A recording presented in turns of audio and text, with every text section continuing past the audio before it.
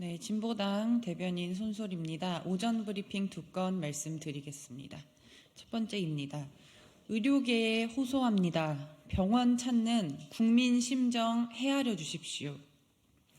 의대 정원 확대에 반발한 의사들의 집단 행동 조짐이 심상치 않습니다. 소위 빅5, 서울대, 세브란스, 삼성서울, 서울 아산, 서울 성모병원에 전공의 전원이 사직서를 제출하고 내일 오전 6시부터 진료를 중단하겠다고 합니다. 벌써부터 예약된 수술이 취소되거나 연기되는 상황이 벌어지고 있어 생명과 미래를 걱정하는 국민 우려가 커지고 있습니다. 환자를 살려야 하는 의사들의 본분을 잊어서는 안 됩니다. 의대를 졸업하며 낭독하는 제네바 선언에는 나는 환자의 건강과 생명을 첫째로 생각하겠다라고 되어 있지 않습니까? 필수 의료가 무너지고 있는 우리 사회에서 의사 수를 늘리고 의료 공공성을 강화하는 건 생명을 지키기 위해 꼭 필요한 일입니다. 지금 당장의 반대를 위해 생명과 미래를 협상 카드로 써서는 안 됩니다. 의대 증언안이 마음에 들지 않더라도 대화를 통해 의견을 개진하는 방법도 있는데 당장 진료 중단을 선언하는 건 누가 보더라도 과합니다. 의료계에 호소합니다. 진료, 수술에 삶이 걸려있는 국민 심정을 헤아려 주십시오.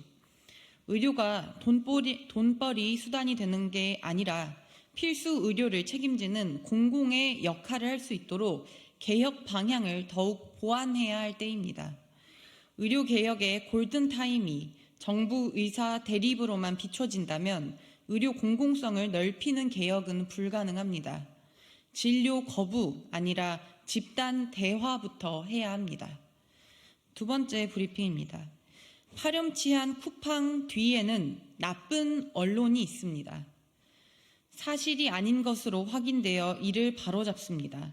지난 16일 조선일보와 한국경제에서 낸 정정 보도입니다.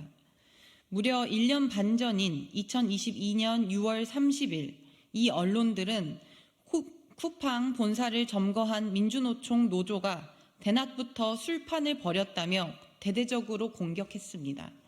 물론 새빨간 거짓말이었습니다. 쿠팡 노조의 항의에 따라 언론중재위 조정 기일이 열리자 다른 언론들은 모두 정정했으나 유독 최초로 보도한 한국경제와 조선일보만은 정정 보도 자체를 끝까지 거부하다가 이번에 법원 판결이 나오자 마지못해 따른 것입니다.